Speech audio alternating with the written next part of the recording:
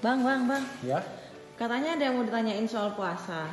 Oh, itu puasanya dari jam berapa ke jam berapa ya? Terus selama puasa ngapain aja? Itu aja. Kita tanya ke lu saudara aja yuk. Oke.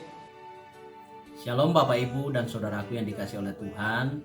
Senang sekali bisa bertemu kembali di dalam perenungan bersama dengan Tuhan untuk mempersiapkan diri di dalam doa dan puasa.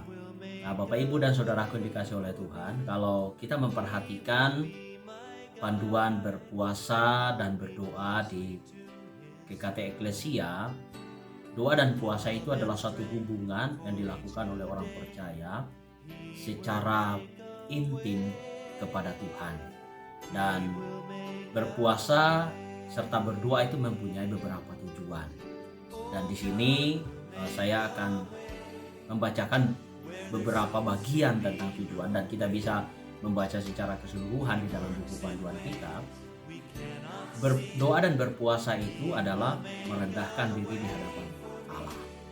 Jadi kita mengakui keberadaan kita bahwa kita adalah orang yang berdosa, dan kita datang di hadapan Tuhan untuk merendahkan diri dan mengakui Tuhan sebagai Tuhan yang berkuasa atas kita. Nah, lalu berdoa dan berpuasa itu juga mempunyai tujuan bahwa kita mencari Allah di dalam berdoa dan berpuasa. Kita ingin bertemu dengan Allah secara pribadi di hadapan Tuhan. Lalu berdoa dan berpuasa itu juga bertujuan untuk menunjukkan pertobatan di dalam perjalanan hidup kita, bahwa kita seringkali jatuh dalam dosa, kita seringkali lalai untuk menyenangkan Tuhan. Lalu kita datang di hadapan Tuhan melalui doa dan puasa, melalui pertobatan. Lalu kita juga bisa melihat bahwa tujuan dari berdoa dan berpuasa itu adalah kita mendisiplinkan diri. Artinya bahwa kita ingin lebih berfokus kepada hal-hal rohani, yaitu berfokus kepada Tuhan, lebih banyak waktu kepada Tuhan melalui doa kita, melalui pujian kita, melalui pembacaan dan perenungan Alkitab yang kita lakukan. Nah, Bapak Ibu dan Saudara, ada satu pertanyaan yang menarik yang disampaikan oleh jemaat kita, bahwa berpuasa dan berdoa itu dari jam berapa saja begitu. Lalu setelah berpuasa ngapain aja, maksudnya itu setelah tahapan puasa yang pertama misalnya pukul 6 itu ngapain aja gitu ya. Nah, Bapak Ibu dan Saudaraku, di dalam mempersiapkan diri untuk berdoa dan berpuasa, kita mau memiliki tujuan atau memiliki konsep terlebih dahulu bahwa saya ingin menghabiskan waktu saya, pikiran saya berfokus semata-mata kepada Tuhan. Sekalipun hari itu kita sedang bekerja. Nah, Bapak Ibu dan Saudara, jadi secara praktisnya itu adalah, mari ketika misalnya kita akan berdoa berpuasa, silahkan ambil waktu bangun pagi, misalnya kita sudah bangun jam 5 pagi untuk mempersiapkan diri di dalam berdoa dan berpuasa. Jadi jam 5 pagi kita sudah bangun, mempersiapkan diri, lalu pada pukul 6 doa kita yang pertama, kita benar-benar mengambil waktu, entah itu secara pribadi atau kita bisa mengajak keluarga untuk berdoa bersama.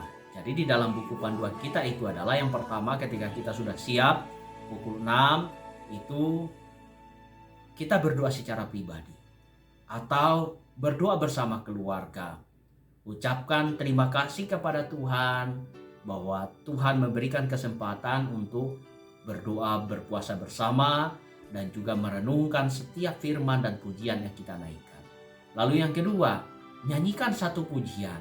Nah, salah satu di dalam pujian kita itu di pukul 6 itu adalah Allah itu baik. Setelah kita nyanyikan pujian itu, kita mempersiapkan diri untuk membaca ayat Alkitab atau perikop Alkitab. Nah, kalau di dalam bagian ini Matius 26 ayat 26 sampai 29 yang di dalam perikop itu dituliskan penetapan perjamuan malam. Silahkan baca Alkitabnya, renungkan setiap kata, renungkan setiap kalimat, lalu renungkan peristiwa yang terjadi di dalam perikop itu. Lalu seraya membaca pelan, membaca sambil merenungkan di dalam diri kita, di dalam perenungan itu, mintalah Roh Kudus juga untuk memberikan pemahaman tentang bacaan yang kita baca. Nah, Alkitab yang kita baca dapat diulang kembali atau direnungkan kembali kalau misalnya kita pengen lebih memperdalam lagi. Nah, setelah selesai kita baca sekali, kita pengen ulang lagi baca pelan-pelan supaya semakin menikmati, supaya semakin memahami setiap kata, setiap kalimat, bahkan peristiwa yang terjadi dalam hidup. Nah, setelah itu Bapak Ibu dan Saudara masuk di dalam doa syafaat. Nah, doa syafaat di dalam bagian yang pertama, di dalam pukul 6 kita berdoa itu adalah ucapan syukur kepada Tuhan. Yang kedua adalah ucapan syukur atas pribadi, ucapkan syukur atas keluarga, ucapkan syukur atas pekerjaan yang Tuhan sudah berikan buat kita. Bahkan ucapkan syukur atas hidup yang Tuhan berikan sampai hari ini.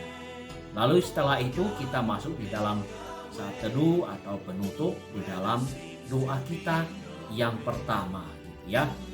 Nah, ada satu pertanyaan lagi setelah itu, setelah berpuasa, maksudnya setelah rangkaian puasa itu mungkin setelah berdoa pukul 6 kita ngapain aja? Nah, Bapak Ibu dan Saudara, berdoa dan berpuasa itu tidak menghalangi kita untuk beraktivitas. Jadi jangan sampai setelah berdoa dan berpuasa itu pukul 6 begitu kita langsung tidur begitu. Enggak. Jadi kita tetap bekerja seperti biasa, lakukan pekerjaan. Dan kalau kita memperhatikan apa yang dikatakan oleh Tuhan Yesus itu adalah ketika kita berdoa dan berpuasa, jangan tunjukkan kepada orang bahwa kita ini sedang berpuasa, seakan-akan kita mau dipuji kalau kita berpuasa. Nah, bagian firman Tuhan itu dikatakan dalam Matius 6 ayatnya yang ke-16 sampai 18. Di sana dikatakan bahwa dan apabila kamu berpuasa, janganlah muram mukamu seperti orang munafik. Mereka mengubah air mukanya supaya orang melihat bahwa mereka sedang berpuasa. Aku berkata kepadamu, sesungguhnya mereka sudah mendapat upahnya. Tetapi apabila engkau berpuasa, minyakilah kepalamu dan cucilah mukamu, supaya jangan dilihat oleh orang bahwa engkau sedang berpuasa, melainkan hanya oleh Bapamu yang ada di tempat tersembunyi. Maka Bapamu yang melihat yang tersembunyi akan membalasnya kepadamu.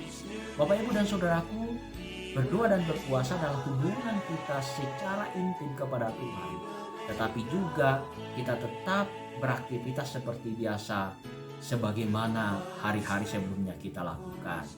Nah, Bapak Ibu dan Saudara, setelah kita menjalani hari itu, kita bisa berdoa di pukul 9 berikutnya, lalu pukul 12, lalu pukul 15. Nah, biasanya kalau misalnya kita berdoa secara pribadi dan tidak ada kegiatan dalam sepanjang hari itu, kita bisa berdoa atau mengakhiri doa puasa hari itu. Kalau kita berpuasa sehari begitu ya, kita bisa berdoa pada pukul 18 begitu. Nah, cuman karena kita sedang mempersiapkan diri untuk beribadah atau ada doa Getsemani di gereja pukul 19, maka kita akan mengakhiri doa dan puasa kita itu pada pukul 16.00. Lalu kita mempersiapkan diri untuk ke gereja bersama-sama di dalam beribadah doa Getsemani pada malam harinya. Nah, Bapak Ibu dan Saudara, ada orang yang bertanya begini, Pak, apakah saya boleh makan pagi sebelum berdoa puasa? Lalu sorenya itu saya boleh buka puasa begitu. Misalnya jam 4 itu saya boleh buka puasa. Nah, Bapak Ibu dan Saudaraku, di dalam berdoa dan berpuasa tidak ada ketentuan secara khusus bahwa sepanjang hari itu kita tidak boleh makan. Tetapi inti daripada semua itu berdoa dan berpuasa adalah kita menjauhkan diri dari hal-hal yang bersifat duniawi, termasuk makanan dan minuman yang bisa saja membawa atau membuyarkan konsentrasi kita untuk berkonsentrasi kepada Tuhan.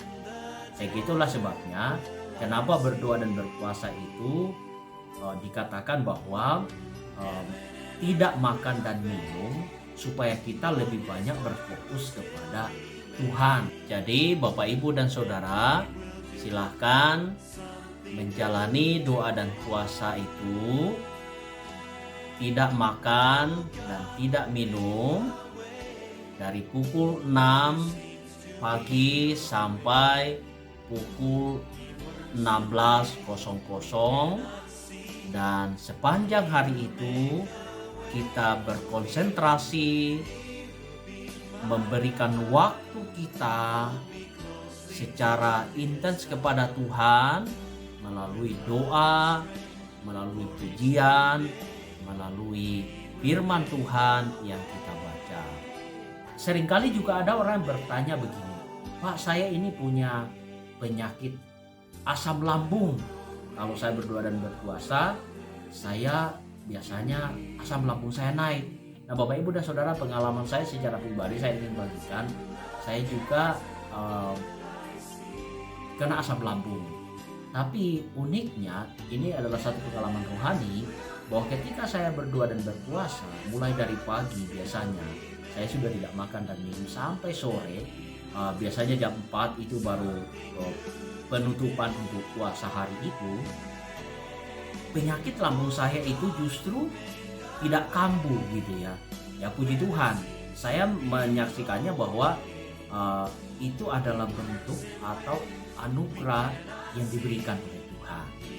Nah Bapak Ibu dan Saudara, tidak ada memang panduan secara khusus bahwa kita tidak boleh makan, kita tidak boleh minum. Tapi kita pengen bahwa sepanjang hari itu kita tidak diganggu oleh makan dan minuman, tetapi kita berfokus kepada Tuhan. Bahkan ada saudara-saudara kita juga, orang-orang percaya yang sering berpuasa 3 hari 3 malam tanpa makan dan minum. Itu mereka bisa lewati dan mereka bisa berdoa dan berpuasa kepada Tuhan. Jadi bukan perkara soal makan dan minum, tetapi bagaimana kita benar-benar berfokus kepada Tuhan di dalam berdoa dan berpuasa. Nah Bapak Ibu dan Saudara, selamat menjalankan doa dan puasa, selamat merenungkan perjalanan penderitaan Yesus Kristus yang untuk menebus segala dosa kita, dan selamat merenungkan setiap pujian, doa, dan firman yang kita jalani di dalam doa dan berpuasa, dan kiranya waktu yang kita berikan untuk Tuhan sungguh-sungguh lebih membangun iman kita. Kita semakin dekat kepada Tuhan melalui doa dan puasa. Tuhan Yesus memberkati.